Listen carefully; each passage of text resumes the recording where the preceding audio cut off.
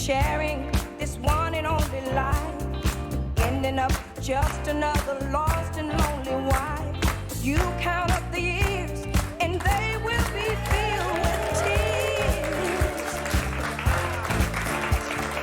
Love only breaks us to start over again. Je vais vous dire, j'ai des intestins en béton qui me permettent d'arriver en pas chassé volant, mesdames et messieurs, c'est tout ce que j'ai à vous dire. Bienvenue dans Bel et Bien Ensemble, votre émission bien-être préférée sur France 2. De toute façon, vous n'avez pas le choix.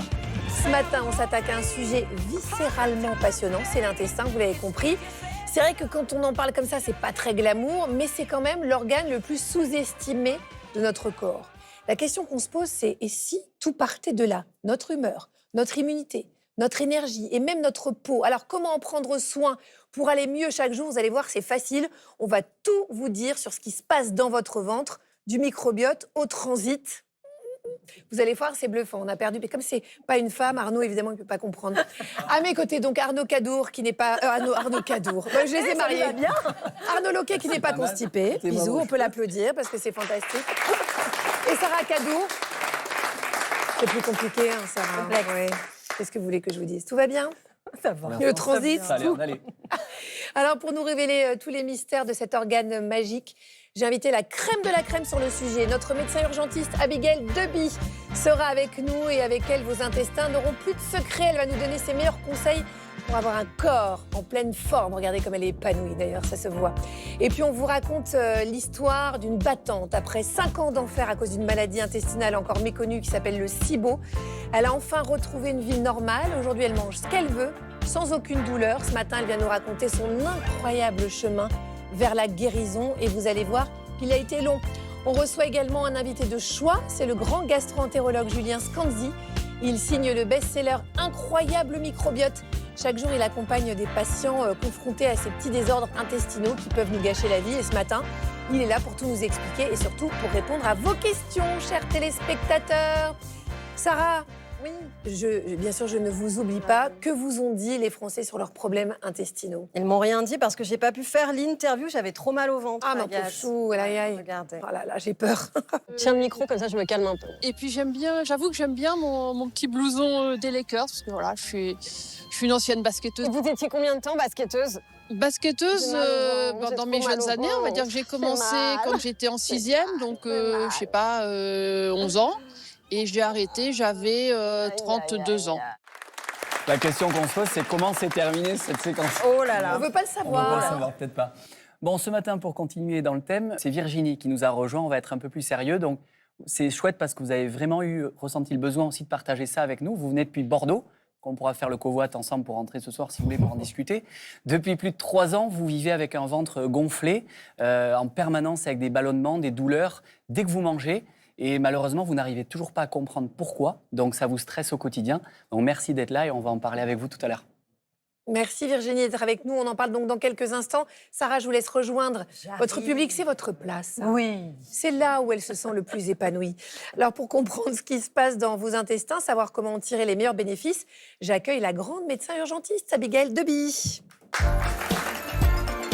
Abigail, merci d'être avec nous. Alors, avant d'entrer plus en détail dans la thématique, Abigail, dites-nous en 2 mots, pourquoi est-ce que l'intestin est l'un des organes les plus importants du corps humain? Eh bien parce que c'est un des organes déjà les plus grands de notre corps. Il a un système nerveux qui fonctionne quasiment tout seul, mais qui communique en permanence avec le cerveau. Et ce qui passionne la recherche actuellement, c'est l'axe intestin-cerveau. En fait, l'intestin possède des centaines de millions de neurones, et pendant longtemps, on a pensé que c'était juste le cerveau qui donnait des ordres à l'intestin, et en fait, non, c'est un dialogue entre les deux. Et donc ça ouvre des perspectives formidables. Et au sein de l'intestin, il y a un autre organe caché qui s'appelle le microbiote, c'est-à-dire l'ensemble des micro-organismes, principalement des bactéries, mais pas que, qui vivent en symbiose avec nos intestins. Et eux aussi ont une fonction vraiment majeure, et ça ouvre des perspectives vraiment formidables pour mieux comprendre son corps. D'où l'importance de parler de ce sujet ce matin. On a compris que c'est un organe qui influence notre santé physique, mais aussi mentale, grâce à son microbiote. Et c'est Stan qui va nous expliquer tout ça. Je ne suis pas sûre que ce soit une bonne idée, mais bon. Cette misère, bactéries, en colère, il y en a marre de cette misère avec moi. Bonjour Agathe. On a marre. Bonjour. Moi, c'est Stanus, la bactérie intestinale. En tant que délégué du syndicat microbien, je représente tous les copains en colère, à savoir les 100 000 milliards de travailleurs oubliés comme moi, les sympathiques bactéries, les gentils virus et les champis trop mimi qui peuplent vos intestins et que vous spoliez au quotidien, vous tous. Je vous le dis, nous, les micro-organismes intestinaux, on en a ras-le-bol de ce mépris de classe. On n'arrête pas de se faire traiter de parasites alors que sans notre travail de fourmi, oui. eh ben, je peux vous dire que vous seriez tous là en PLS, tous. Qui fabrique les hormones du bonheur et les nutriments essentiels à votre humeur, votre transit, votre immunité? C'est nous, C'est vous. Bibi, ouais, dans votre ventre. Alors la moindre des choses, c'est un peu de reconnaissance. Et puis surtout, arrêtez de nous faire du mal. Ça fait des années qu'on se fait malmener par vos modes de vie capitalistes. On se fait dévorer par le sucre raffiné de votre alimentation transformée. Pas bien. On se fait tabasser à coups d'antibiotiques qui tuent sans distinction les bonnes et les mauvaises bactéries. Pas bien. Combien de camarades de lutte sont partis à cause de vos cachetons? Ça suffit. Moi, je suis sur le terrain, je peux vous dire que vos intestins, c'est plus la fleur luxuriante que c'était. C'est un champ de ruines à classer catastrophe naturelle. Voilà, vous avez des recommandations, j'imagine, vu que vous êtes De au cœur du l'écologie débat. intestinale. Ouh là là, oui, On calmez-vous. veut de la diversité Oula. alimentaire. Oui. Bichonnez-nous, mec, intestin, great again. Du kéfir, des carottes, prenez soin de vos microbiotes. Du kéfir, des carottes, prenez soin de vos microbiotes. Oui, on veut des fibres, des fruits, des légumes, des aliments fermentés. Et après, promis, on fera le job. On équilibrera votre digestion, votre sommeil et votre humeur. Je vous assure, après ça, vous ne péterez plus jamais en public. Oh Je vous en non, fais la mais... promesse. Bon, je compte sur vous, moi je vous laisse. J'ai une action coup de poing avec les camarades. On va acheter des seaux de probiotiques sur la devanture d'un fast-food avec José Bové. La lutte continue, camarades. L'industrie, c'est foutu. Les microbes sont dans la rue. L'industrie, c'est foutu. Les microbes sont dans la rue. Je ne sais pas si vous vous souvenez, il y a quelques jours, on avait fait une émission sur les vertus du silence, en tout cas sur le fait que le bruit n'était là, pas on y bon est. pour notre santé. On va réfléchir pour notre bien-être aux accessoires de Stan. Bon, en tout cas, vous avez compris, parce que dans tout ce qu'il dit de façon très rigolote, il y a des choses quand même très très importantes. Et on a compris grâce à lui pourquoi il faut prendre soin de ses intestins. Alors comment est-ce qu'on peut faire? On en parle avec ces questions que tout le monde se pose.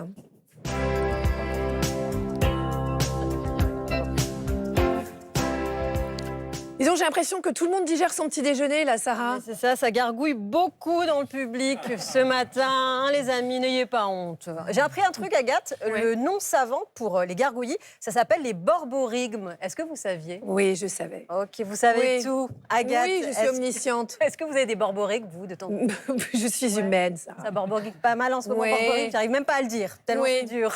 Bon, allons voir, c'est les Français que j'ai rencontrés, eux ont des borborygmes. Comme Bravo, Agathe. tellement bien prononcé. Merci. Comment ça va aujourd'hui? Très bien maintenant. J'ai repris le sport depuis peu et ça va mieux. Ok, super. Je peux palper? Vas-y. Oui. Ça va? Un peu ballonné. Un peu ballonné, non? Comme d'habitude. Hein? Moins que d'habitude. En France, les dérèglements du transit, ça touche une femme sur 2 et un homme sur 5. Comment vous expliquez cette différence homme-femme? Je pense que les femmes ont vraiment beaucoup plus de stress. Les enfants, les devoirs à faire à la maison le soir, la rentrée scolaire, les vacances. On fait ça et on travaille. Et puis il y a des gens qui sont vraiment coincés, qui n'arrivent pas à faire autrement que chez eux. Bien sûr. À quelle fréquence vous allez soulager votre transit? Je sais pas, je dirais une fois par jour. Hein. Je pense que j'y vais au moins 2 fois par semaine. C'est tout? Pas beaucoup. C'est pour ça tout reste là. Je conserve. En moyenne, combien de temps passez-vous sur le trône? Comme tous les hommes, beaucoup trop, parce que c'est l'endroit où je lis. Au moins, vous êtes sûr que lorsque vous êtes là, personne ne va vous déranger. Il ne faut pas rester trop longtemps en général. Hein, ouais. On dit qu'il ne faut pas forcer quand ça ne vient pas, parce qu'après ça peut créer des hémorroïdes, ce genre de choses comme ça. Est-ce qu'il vous arrive d'avoir des flatulences? Oui, ça arrive, mais je m'écarte et je m'isole. Ah oui, ça peut arriver.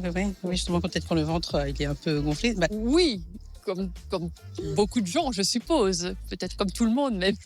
Mais oui. Justement, à votre avis, est-ce qu'il faut retenir ces flatulences? Peut-être qu'on dirait non, mais C'est pas bon pour la c'est santé. pas bon, hein. Allez-y, lâchez-vous. Voilà. Bravo, c'est bien. Sarah, vous savez pourquoi vous êtes mon idole? Parce que vous êtes la seule personne qui arrive à dire sur un petit ton hyper mignon, est-ce qu'il vous arrive d'avoir des flatulences? Ça passe, hein? Ça, quand même, et ça passe. C'est Voilà. ça qui est exceptionnel. En tout cas, on remercie tous les Français qui passent dans la rue, qui sont alpagués. Ils ne savent pas ce qui les attend. Bonjour Virginie, rebonjour. Vous êtes venue témoigner de vos problèmes intestinaux. Et franchement, je vous remercie. Parce que, bon, on sait que c'est pas forcément facile de venir parler de son intimité à la télé, mais c'est-à-dire que vous représentez tellement de femmes, enfin surtout de femmes d'ailleurs, qui nous regardent, que vraiment merci d'être la porte-parole. Est-ce que vous pouvez nous raconter comment ça se manifeste au quotidien? Oui, bien sûr. Alors moi, j'ai toujours eu des problèmes de santé au niveau du ventre depuis une quinzaine d'années, toujours vraiment pas très bien. Il y a 3 ans, j'ai rencontré une naturopathe qui m'a parlé de dysbiose intestinale, donc je connaissais vraiment pas. Elle a su me guérir avec, vraiment des produits naturels. Donc ça va mieux, mais j'ai toujours là au quotidien ces maux de ventre, ces ballonnements, vraiment là, des fois j'ai l'impression d'être une femme enceinte de 6 mois. Alors ça Qu'est-ce que vous avez essayé? comme En produit dehors, alors il y a naturel eu donc la naturopathe, j'imagine qu'elle vous a donné des plantes pour essayer de oui, exactement, c'est des rééquilibrer? plantes, voilà, à base d'écorce et de champignons, donc vraiment pour équilibrer Mais ma après, vous avez essayé, par exemple, de faire des régimes spéciaux ou pas? oui, il y avait le régime FODMAP. C'est-à-dire que c'est tout. En fait, là, on essaie d'éliminer, bon, on va pas rentrer dans les détails, mais les aliments qui fermentent beaucoup dans Exactement. l'intestin. Donc, je donne un exemple, par exemple, le chou Oui. qui peut fermenter. Donc ça, vous n'en avez pas mangé pendant un Voilà, petit moment. c'est ça. Ou après vraiment, tous les produits, le lactose, le gluten, vraiment les éviter. Donc ça, je les évite depuis quelques années aussi. Mhm. C'est vraiment difficile au quotidien. Oui, ce qui est dingue, en fait, c'est que là, vous dites ça va mieux, mais enfin, c'est pas encore parfait. On se dit, est-ce qu'un jour, on arrivera tout simplement à manger normalement, sans avoir mal au ventre, sans être ballonné, sans avoir des problèmes de transit? Il va être beaucoup question de transit dans cette émission parce que c'est quand même le nerf de la guerre. Alors, vous êtes, on l'a compris, loin d'être la seule concernée. Virginie nous parle de ventre gonflé, de gaz enfermé, d'inflammation.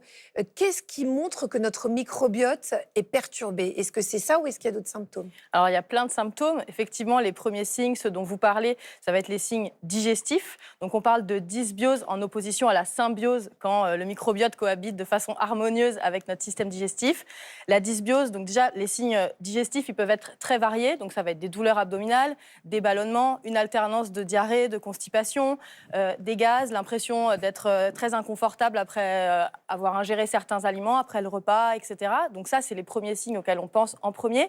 Mais ce qu'il faut bien voir, c'est que le microbiote, en fait, les bactéries de notre microbiote produisent à partir de notre alimentation ce qu'on appelle des métabolites, donc des substances chimiques qui vont se retrouver dans notre sang. 30% des substances qu'on retrouve dans notre sang sont produites par ces bactéries. Et ça va avoir, par exemple, 95% de notre sérotonine est produite par l'intestin.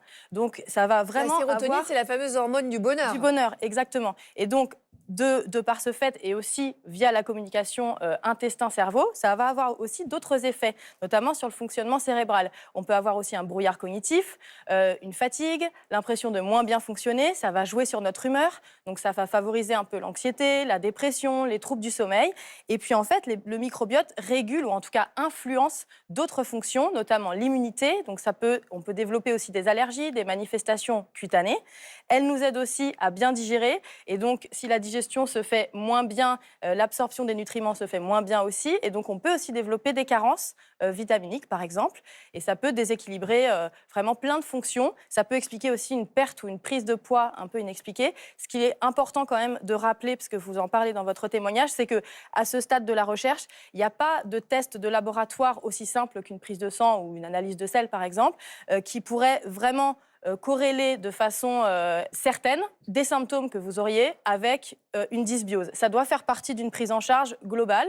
C'est un faisceau de symptômes, et ça doit être fait vraiment avec un médecin, avec des spécialistes, et ça fait partie un peu d'une prise en charge plus générale quand on a ce type de problème de santé. Mais à ce stade de la recherche, c'est vraiment trop précoce. Et ce qui est très compliqué, c'est qu'on ne voit rien à la coloscopie, qu'on ne peut pas voir un microbiote perturbé à la coloscopie. Qu'est-ce qui peut le déséquilibrer? On le sait, ça, quand même, ce microbiote. Oui, bien sûr. Alors, il y a plein de facteurs. En premier lieu, on va parler de l'alimentation, parce que c'est quand même, c'est quand même le plus intuitif. Donc, les nutriments préférés, enfin, les aliments préférés de notre microbiote, ce sont les fibres. Donc, effectivement, si on a un régime qui est pauvre en fibres, ça va déséquilibrer le microbiote. Alors, les fibres, on en trouve dans quoi? Dans les légumes et les fruits frais, mais on peut aussi les consommer congelés. Ça garde les mêmes valeurs nutritives. On en trouve aussi dans certaines légumineuses, dans certaines céréales, etc. évidemment, quand on consomme trop de sucre raffiné, de graisses saturées, de produits ultra transformés, c'est pas bon pour le microbiote non plus. Donc c'est le premier facteur. Après, il y a tout ce qui est lié à notre mode de vie, la pollution, l'exposition à certaines substances toxiques, notamment les pesticides. Donc l'environnement, ça compte. Et puis toujours dans l'axe intestin-cerveau, effectivement, le stress, l'anxiété, la dépression, les troubles de l'humeur, les troubles du sommeil, tout ça, ça peut aussi participer. Et évidemment, les médicaments, en premier lieu, les antibiotiques, parce que les antibiotiques, effectivement, ils sont prescrits à l'excès, même si on est en train de rétro-pédaler depuis plusieurs années, c'est un peu tard, mais voilà, on en a beaucoup trop donné, et donc on tue des bonnes bactéries, on sélectionne des souches qui sont résistantes, et donc ça perturbe complètement notre microbiote, mais il n'y a pas que ça, il y a aussi les antiacides, les corticoïdes, les anti-inflammatoires, c'est des médicaments qui sont quand même beaucoup donnés. Donc voilà, il y a toute une série de facteurs, et puis en fait, le microbiote est aussi sensible à l'hygiène de vie globale, donc vraiment, il faut penser que c'est voilà, quelque chose qui relève de la santé globale, je dirais.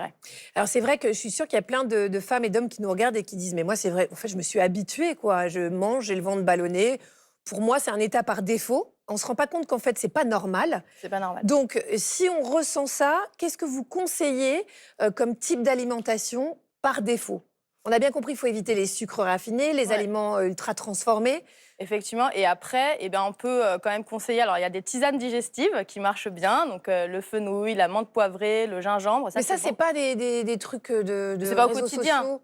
Non, mais parce qu'on se dit toujours, ouais, ça marche pas les tisanes de fenouil. Mais en fait, si je peux me permettre, si on le fait de la bonne façon, avec une bonne décoction et tout, ça a vraiment des effets, vous me le confirmez? Oui, c'est ça. Mais après, ça doit s'intégrer dans un régime. Ce qu'il faut quand même retenir, c'est que plus le régime est fait de produits frais, pas transformés, et un régime varié, mieux ce sera. Il faut aussi choisir, si on a de l'inconfort digestif, il faut aussi choisir des aliments qui sont faciles à digérer. Donc, par exemple, le riz, les pommes de terre, le potiron, ce genre de choses, les compotes, certains fruits, etc. Donc ça, c'est bon. Et puis après, on peut essayer aussi de trouver des pré- et des probiotiques qui sont présents de façon naturelle dans l'alimentation. Donc les probiotiques naturels, ça va être le yaourt, par exemple, le kimchi, le miso, les aliments fermentés comme ça. Et puis les prébiotiques, c'est assez simple en fait. C'est dans des aliments de base, l'ail, l'oignon, les poireaux, les asperges. Donc c'est pas des choses extrêmement compliquées. Il faut penser aussi à bien s'hydrater parce que en fait, quand le transit est déséquilibré, si on boit pas assez, les selles vont être dures et ça va favoriser la constipation. Et vraiment, voilà, un régime très varié. Et puis éviter évidemment l'alcool, le café à l'excès, le tabac. Donc, ça suffit, Abigail. Si vous êtes là pour nous dire ça, c'est pas la peine. On parle souvent du régime méditerranéen comme le Graal. Là aussi, pour le ventre gonflé, les gaz, etc., c'est bon? C'est un régime qui est quand même très sain et qui est fait de produits frais, c'est un régime varié, etc. Donc oui, ça peut être une des solutions. Il faut aussi trouver quelque chose qui vous fasse plaisir. Il faut bien penser aussi aux sources de protéines aussi, parce qu'il ne faut pas manger non plus que des fruits et des légumes. Et donc, il faut choisir des protéines qui soient faciles à digérer, par exemple les volailles maigres, le poulet, le poisson blanc, etc. Donc après, c'est là que c'est intéressant peut-être d'aller voir un nutritionniste qui sera sans doute meilleur qu'un médecin. Je vous le dis, je ne suis pas confraternelle, mais un nutritionniste sera meilleur pour vous conseiller un régime vraiment adapté à vos goûts et à vos besoins. En tout cas, il faut le prendre en charge. Et ce qu'il faut dire aussi à nos téléspectateurs, c'est que c'est du temps long. Je crois, Virginie, vous le vivez, c'est-à-dire que ça va mieux et très certainement un jour, ça ira très bien. Le jour aussi où on comprend ce qui nous va à nous. C'est-à-dire que je pense qu'on a tous un microbiote qui est presque comme une empreinte digitale. Et donc, forcément, c'est en testant, vous savez, les aliments qui vous vont bien, qui vous vont moins bien. Et donc, en tâtonnant comme ça, en parfois enlevant certains aliments de son régime, en les réintégrant, ensuite, on arrive quand même à mieux se connaître aussi au niveau de son microbiote. Merci d'avoir eu le courage de témoigner ce matin. Franchement, vous êtes trop chouette, Virginie. Merci beaucoup. Abigail, vous restez avec nous, bien entendu. Arnaud, on l'a dit en début d'émission, vous nous parlez d'une maladie intestinale qui est peu connue du grand public. Et je peux vous dire que là, on est sur ce que vous vivez, mais fois 100, Virginie.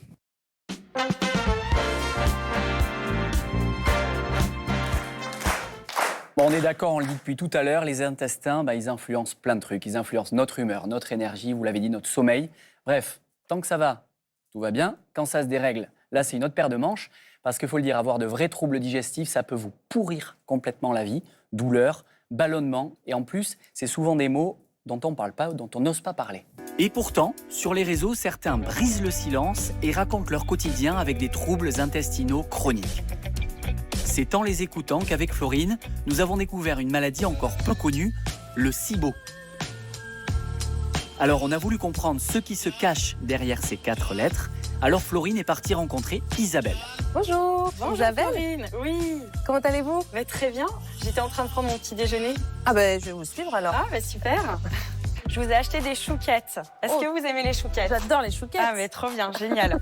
Dites-moi, Isabelle, vous mangez de tout? Ah bah oui, ça n'avait pas été le cas pendant très longtemps. Mais aujourd'hui, je mange de tout, je suis guérie. Les chouquettes, c'était pas possible? Ah non, pas du tout. J'aurais eu vraiment des grosses douleurs. Ne pas quitter les toilettes et de ne pas quitter mon lit. Normalement, manger est un plaisir. Là, c'était un calvaire. Et aujourd'hui? Ah bah je kiffe. Je kiffe. Et pour cause, elle avait un SIBO, autrement dit un déséquilibre du microbiote intestinal. Concrètement, c'est une prolifération de bactéries dans l'intestin grêle, alors que normalement, elles se trouvent dans le côlon. Ce qui engendre de gros désagréments au quotidien. Tout a commencé en 2011, le 16 novembre 2011. Je me souviens vraiment, à cette date, elle est gravée dans ma mémoire. J'ai commencé à avoir mal à l'estomac et ensuite, j'ai commencé à avoir mal aux intestins. Le ventre qui gonflait et la constipation. Je pouvais rester des heures et des heures aux toilettes avant d'arriver à déféquer, en fait. Au début, on se dit, on va vivre avec, c'est juste des douleurs digestives et finalement, ça impacte toute la vie.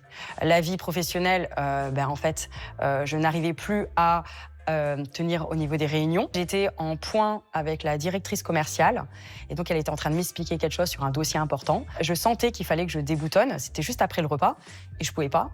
Et donc je prenais sur moi jusqu'à faire un malaise vagal devant elle. C'est-à-dire je me suis évanouie. Et ce jour-là a marqué la fin de mon travail, c'est-à-dire que je me suis mise tout de suite en arrêt maladie à ce moment-là en me disant c'est bon là, c'est la fin. Et puis après, j'ai commencé à en parler beaucoup, mais tout le temps en boucle. C'est-à-dire, j'ai mal, personne n'arrive à m'aider, personne n'arrive à me donner de solutions.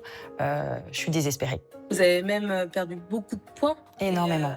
Ouais. Jusqu'à combien? J'ai atteint un poids de 27 kilos pour 1m66. Quand j'ai été hospitalisée et renutrie de toute urgence, on m'a dit « Madame, vous avez failli mourir. Vous avez frôlé la mort. » C'est un électrochoc pour Isabelle qui consacre alors des mois de sa vie à se documenter sur le SIBO. Elle va établir un protocole, suivre un régime alimentaire et prendre des traitements spécifiques qui vont permettre d'éradiquer les bactéries de son intestin grêle. Son chemin de guérison, elle l'a raconté sur Internet, ce qui a permis de se rapprocher d'autres malades et d'échanger des conseils. Bonjour Jessica, ça me fait plaisir d'avoir de tes nouvelles. Comment tu vas? Écoute, beaucoup mieux. J'ai plus de troubles digestifs. Ouais, mais c'est génial. Surtout qu'en plus, je me souviens de toi, tu savais plus quoi manger, tu avais perdu énormément de poids. C'est ça, ouais. C'était le SIBO, mais j'ai mis un nom dessus et ça m'a fait du bien de savoir ce que j'avais vraiment. Ça vous fait quoi, Isabelle, quand vous entendez des femmes qui vous racontent leur parcours? Ça fait écho à mon histoire et ça me fait toujours une grosse émotion. Donc j'espère que ces messages montrent qu'on peut s'en sortir. Vraiment un message d'espoir, c'est ça que je veux montrer. 9 ans après les premiers symptômes, Isabelle a changé de carrière. Elle est devenue naturopathe. Elle est aussi devenue maman de 3 enfants. Alors c'est certain, il y a bien un avant et un après SIBO pour Isabelle. Donc en fait, ce SIBO, il a changé votre vie? Totalement. Totalement, c'est devenu une mission pour moi. En fait, j'ai transformé mon histoire, mon parcours qui était à la base du négatif, en quelque chose de positif, en une communauté d'entraide, de soutien, et que plus personne ne puisse se sentir seul face à ces douleurs digestives. On a beaucoup de chance d'avoir des témoignages comme celui d'Isabelle ou même le vôtre, Virginie, d'avoir le courage aussi de parler de ça, parce que oser parler de ces troubles intestinaux, c'est déjà une belle étape pour aller mieux, mettre des mots sur ce qu'on vit. Ça permet non seulement de comprendre ce qui se passe dans notre propre corps, mais d'ouvrir notre corps à d'autres expériences et à d'autres solutions. Et puis aussi, on le dit pour plein de thèmes, faut oser parler des choses, parce que souvent d'en parler à quelqu'un d'autre, ça fait beaucoup de bien. Et puis, au diable, on est tous égaux au niveau des flatulences. Au diable. On est, moi, regardez, je ne suis pas égale à vous, mais personnellement... Agathe, on n'est pas d'accord si je vous dis que vous soyez astronaute, polytechnicien, vous pétez. Bon, écoutez, je veux bien que la parole soit libre dans Bel et Bien ensemble, enfin quand même à ce point. Mais calmez-vous, Arnaud. Abigail, moi j'ai une question parce que je ne comprends pas. À la maison, avec mon conjoint, on mange exactement la même chose, sauf que derrière lui, il n'a rien. Et moi, très souvent, j'ai des ballonnements, je peux avoir des gaz, j'ai mal au ventre et même parfois des petits rototos, comme Fiona dans Shrek. Voilà. Donc je voulais savoir si les femmes, elles sont plus sujettes aux troubles digestifs que les hommes. Oui, et il y a plusieurs raisons à ça. La première, c'est les fluctuations hormonales. notamment au moment, par exemple, du syndrome prémenstruel, au moment de la ménopause. Les variations d'œstrogène et progestérone vont avoir un impact sur l'axe intestin-cerveau et sur le transit de façon plus générale. L'autre chose, c'est à cause des injonctions qui pèsent quand même beaucoup plus lourdement sur les femmes que sur les hommes. Les femmes sont beaucoup plus promptes à faire des régimes restrictifs. Et donc, ça déséquilibre aussi le microbiote et le transit d'une façon générale. L'axe intestin-cerveau est plus réactif, plus d'anxiété, plus de dépression, aussi lié quand même à la charge mentale qui est plus importante. Et puis le microbiote vaginal, qui, quand il est perturbé, va aussi influer, peut déséquilibrer aussi le microbiote intestinal. Donc il y a toutes ces raisons qui peuvent expliquer cette différence homme-femme, comme si on n'avait pas déjà assez de problèmes. Oui, c'est ça, tous les microbiotes sont liés. En fait, il y a le microbiote vaginal, intestinal, le microbiote de la peau.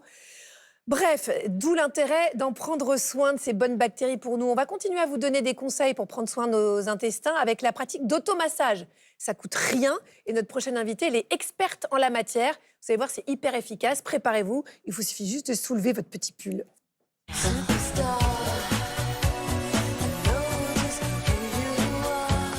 Judith Samamapat qui est avec nous. Judith, bonjour. Bonjour Agathe. Judith, vous êtes experte bien-être. Vous avez rédigé ce livre qui s'appelle « Je prends soin de mon ventre » qui est publié aux éditions Erol, qui est sorti en 2022. On vous connaît grâce à vos réseaux sociaux.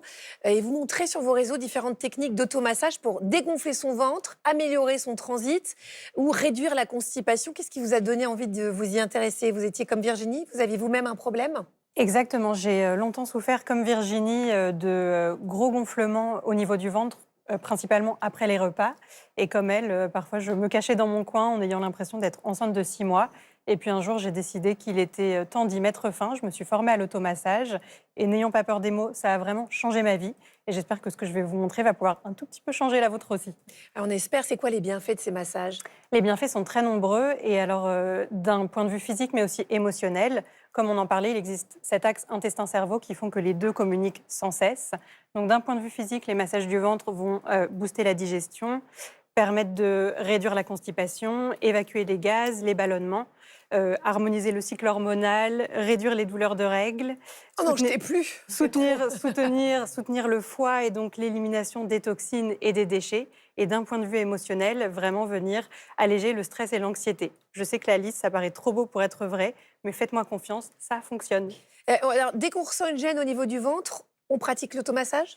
On peut, alors non, il y a quelques contre-indications que je préfère préciser. On attend, après un repas copieux, à peu près 2-3 heures avant de venir pratiquer les automassages. Si on a des douleurs abdominales aiguës, si on est en phase infectieuse, si on est enceinte, on évite ou on demande un avis médical. En tout cas, quand on est enceinte, on laisse son ventre tranquille. Ce que je préconise, c'est de le faire le matin à jeun au réveil ou le soir dans son lit avant de se coucher. Puisque Virginie est là, qu'elle nous a parlé de ses problèmes de gonflement, qu'est-ce qu'on peut lui conseiller à Virginie comme automassage? Alors, je peux lui montrer le premier automassage que j'ai baptisé le massage ILU. Donc, ce massage, c'est le massage que j'ai baptisé le massage I Love You parce qu'on va venir travailler sur son côlon, mais on va aussi donner un peu d'amour à son ventre. Donc, on peut travailler avec son index et son majeur. On ne peut pas le faire sur les vêtements, il faut le faire directement sur le ventre, c'est mieux? Celui-là, oui. Je vous en montrerai un tout à l'heure qui peut être fait sur les vêtements. Celui-là, c'est quand même mieux sur la peau directement. Et on va venir en fait tracer la lettre I sur le côlon descendant. Ensuite, on va venir tracer la lettre L. Donc, on a fait le I, là, on fait le L sur le côlon transverse. On fait une vingtaine de répétitions à chaque fois de chaque mouvement. Et ensuite, la lettre U, donc sur le côlon ascendant. Et voilà, donc on vient faire. On fait combien de fois? Un I, un L, un U. Je dis à peu près 20 de chaque mouvement, donc 60 répétitions au total. Quelle pression? On fait ça, c'est doux ou c'est plutôt C'est une pression modérée. On sent que ça travaille, mais on ne ressent aucune douleur. Est-ce qu'on peut faire juste une petite pause parce que je voudrais vous montrer cette pub, mais que j'adore. Elle date de 2001 et elle met en scène une femme qui part pour un long voyage. Et c'est ma sœur. J'expliquerai. Pas de problème, le numéro du pédiatre est de côté du téléphone. Oscar. Oui. La télé, pas après 9h. Charlotte, rappelle à ton papa de t'emmener au piano mercredi soir. Oh, pleure pas mon poussin.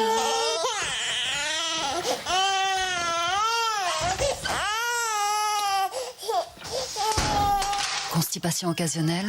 Oh, c'est ma passion, cette pub. Bref, on a parlé à Abigail de ballonnement, d'inflammation des intestins, mais la constipation c'est quand même aussi un mal extrêmement répandu, et j'ai l'impression plus chez les femmes, donc peut-être. Mais... Ah oui, chez les femmes, et puis aussi plus on prend de l'âge, un tiers des personnes de plus de 60 ans est constipée.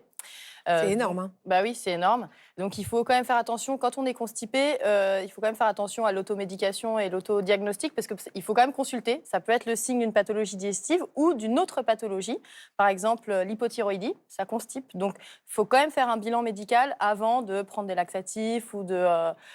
C'est quoi la constipation? On va à la selle combien de fois par semaine quand on est constipé? Alors c'est très variable selon les individus. Hein. Ça peut aller de 2 selles par jour à 2-3 selles par semaine. En fait, ce qui est important, c'est de savoir si on est confortable ou pas. Si on a l'impression qu'on est ballonné, qu'on n'arrive pas à évacuer ses selles normalement, alors là, c'est probablement qu'on a une constipation.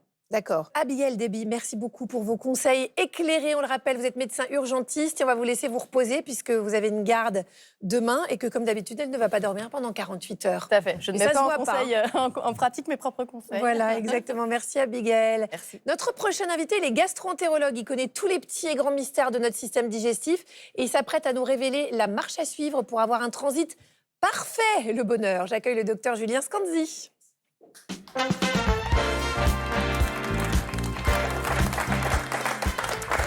Bonjour docteur, installez-vous. Merci beaucoup d'avoir accepté notre invitation. Vous êtes donc gastro-entérologue. Vous avez coécrit ce livre qui est ici, L'alimentation incroyable, le microbiote, aux éditions Le Duc. Vous êtes un expert des intestins. Dans votre livre, sur vos réseaux sociaux qui sont hyper riches, vous répondez à plein de questions du quotidien. Et donc, on en a plein à vous poser. Donc, ça tombe bien. Merci beaucoup d'être avec nous. Je voudrais savoir quels sont les aliments amis du transit et ceux qui le ralentissent, une bonne fois pour toutes. Alors, pour les aliments amis du transit, Abigail en a juste parlé juste avant, puisque c'est un peu ceux qui chouchoutent le microbiote aussi. C'est les fibres. D'accord. Les fibres, on va les retrouver dans des aliments végétaux, notamment les fruits et les légumes, les légumineuses qu'on a tendance à oublier. Légumineuses, c'est lentilles, pois chiches, etc., c'est ça? Oui, tout à fait. Lentilles, corail, haricots secs, etc. Les céréales complètes, les graines, tous ces végétaux-là. On en mange pas assez du tout. Les Français en mangent en moyenne 15 à 17 grammes par jour, alors que c'est recommandé d'en manger 25 à 30 grammes par jour. Donc on a encore beaucoup d'efforts à faire. C'est quoi 25 ou 30 grammes qu'on se rende compte? Alors c'est par exemple un plat de légumineuses sur un des 2 repas, c'est des céréales le matin, c'est des légumes pour accompagner également les plats. Donc ça peut être des graines en accompagnement. Donc oui, il faut quand même se donner la peine d'en manger, mais c'est largement faisable. Il y a des populations qui mangent 40 à 50 grammes de fibres dans la journée, donc on peut le faire. Oui, c'est ça. Alors moi, j'avais entendu qu'il fallait manger au moins 20 variétés différentes de légumes et de fruits pour pouvoir avoir un microbiote au top. C'est vrai ça? C'est ça, on parle beaucoup des 5 fruits et légumes. Et si on peut faire 25 à 30 fruits et légumes différents par semaine, c'est encore mieux. Ça paraît énorme quand même. C'est beaucoup, ça demande un petit peu d'exercice au début, puis après on s'y fait. Et en fait, plus on va manger varié, coloré, plus on va apporter des choses différentes et bénéfiques pour notre santé. Mais les épices, les petites herbes, ça compte? Alors, ça compte pas vraiment comme des fruits et légumes, mais c'est très bien aussi les aromates pour la santé, bien sûr. Bon, on va continuer à parler des amis du transit. On en pense quoi des eaux minérales dont on dit qu'elles ont des vertus anti-constipation et tout ça? C'est vrai ça? Eh ben, c'est pas forcément faux. Effectivement, les eaux minérales, notamment celles qui sont riches en magnésium. En fait, le magnésium va faire rentrer l'eau dans le côlon, va ramollir les selles et va pouvoir stimuler la motricité intestinale, donc faciliter le transit. Donc, chez les personnes qui sont un peu constipées, ça peut être une aide. Moi, je conseille volontiers de boire un petit peu ce type d'eau minérale riche en magnésium plutôt que se forcer à boire 3-4 litres d'eau, d'une eau plus classique ou de l'eau du robinet. Ça n'aura pas le même impact. Bon, on a bien compris, Sarah? Et oui, j'ai bien compris, j'ai bien noté. Kirby a une question pour vous. Bonjour docteur. On dit toujours que le café favorise le transit. Est-ce que c'est vrai? Alors c'est vrai. Pas chez tout le monde, mais globalement, le café va être également un stimulateur de la motricité intestinale, avec notamment le réflexe gastrocolique, c'est-à-dire quand on ingère du café, il va se produire des choses au niveau de l'estomac, on va fabriquer certaines hormones, notamment de la gastrine, qui va aller stimuler l'intestin et favoriser le transit. Et ce qui est intéressant, c'est qu'en fait, ça marche également avec le café décaféiné. En fait, c'est pas forcément la caféine qui va avoir cet effet-là. Mais par contre, l'effet va être variable d'un individu à un autre. Il y a des gens chez qui ça va beaucoup marcher, notamment quand c'est le matin. Je conseille les gens constipés de boire plutôt le café le matin après le petit déjeuner. Ça va venir renforcer ce réflexe gastrocolique qui est plus ou moins physiologique et faciliter le transit. Voilà. Judith Samamapat, est-ce que vous auriez un massage miracle en cas de constipation? C'est pour une copine? Oui, bien sûr, Agathe. Et vous avez utilisé le bon mot puisque j'ai quelque chose de miraculeux dans ma hotte. Vous allez croiser vos doigts comme ceci et vous allez les placer un peu sous le nombril Et vous allez faire ce mouvement de va-et-vient de Alors là, droite à attendez, vous avez gauche vos petits et de doigts gauche sous le à droite. nombril, c'est ça? J'ai croisé mes mains, Ouais. je les ai posées un peu sous le nombril. Et on va faire ce mouvement de va-et-vient de gauche à droite et de droite à gauche en exerçant un peu de pression avec la paume de la main. Et là, on vient à nouveau masser le côlon, qui ne demande qu'à être massé, qui adore ça. Combien de fois? On fait entre 30 à 40 répétitions. Et alors celui-là, c'est vraiment mon massage anti-constipation qui est redoutablement efficace. Et il vient également détendre immédiatement donc, les organes digestifs, mais aussi le mental. Et ce que je disais, c'est le fameux axe intestin-cerveau. Quand vous vous réveillez avec le ventre gonflé à jeun le matin et que vous êtes un peu désespéré, ça se trouve peut-être dans votre tête. Et le fait de se masser régulièrement le ventre, donc ça détend tout ce qu'il y a là. On prend un risque, Sarah, là, attention. Hein. On doit finir l'émission. Les toilettes ne sont pas loin. Bon, donc, mais ça, vous voyez, c'est gratuit, c'est accessible à tout le monde. Donc, franchement, essayez. On va continuer avec le transit intestinal. Et qu'est-ce qu'il faut penser des laxatifs? Quand, vraiment, par exemple, on n'est pas allé aux toilettes depuis 4-5 jours, est-ce qu'on peut utiliser un laxatif, Alors, docteur? pourquoi pas sur une constipation occasionnelle, on peut très bien prendre des laxatifs de façon occasionnelle. Ce qu'il faut éviter, c'est de les prendre de façon quotidienne et notamment d'utiliser plus que des laxatifs, des lavements ou des suppositoires. Parce qu'il y a des gens qu'on voit comme ça qui sont constipés, qui arrivent à aller bien à la selle avec ces suppositoires, qui prennent l'habitude. Et ensuite, ils vont perdre ce réflexe normal et physiologique d'aller à la selle et ça va être très compliqué de faire marche arrière. Donc le mieux, c'est de le prendre de façon occasionnelle si besoin. Et si ça devient chronique, une vraie constipation qui devient gênante, c'est d'en parler à son médecin. Chez certaines personnes, ça pourrait être utile de prendre au long cours des laxatifs pour garder un transit régulier. Mais il faut vraiment que ce soit sous contrôle médical à partir du moment où ça devient quotidien. Mais est-ce qu'il y a des gens qui sont constipés pour toute leur vie? On ne sait pas pourquoi, et voilà, c'est comme ça. Alors notre motricité colique, elle est un peu variable en fonction de ce qu'on mange, mais il y a des gens qui sont spontanément plus constipés que d'autres. Il y a des gens qui vont aller spontanément à la selle 3 fois par jour toute leur vie et c'est leur transit normal. D'autres, ça va être une fois tous les 2-3 jours. Donc l'idée, c'est juste de garder un confort, mais effectivement, il y a des gens qui vont à la selle plus fréquemment que d'autres. Julien Scandzi, j'ai une amie. Celle pour qui La fameuse, qui m'a la même. missionné, ouais, c'est une copine. Vous allez à la qui parle pharmacie beaucoup, aussi pour elle, de ouais. temps en temps? Elle se confie beaucoup.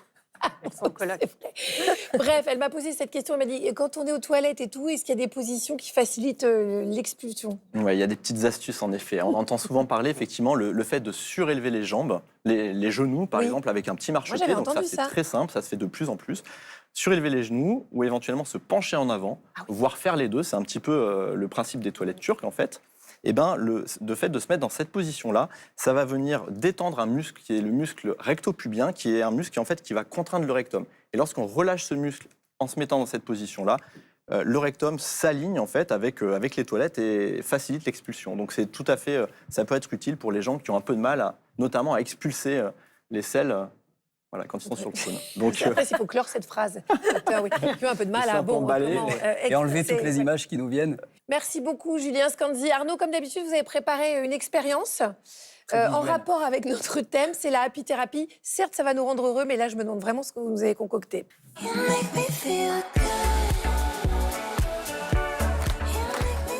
Pour cette expérience-là, je vais avoir besoin du public, et puis vous pouvez le faire chez vous aussi, partout. Vous allez fermer les yeux, vous allez visualiser des toilettes à la turque, et vous allez venir faire un bon positionnement avec moi pour faire vraiment ce qu'on a dit tout à l'heure. Je plaisante bien évidemment, je vois les regarder.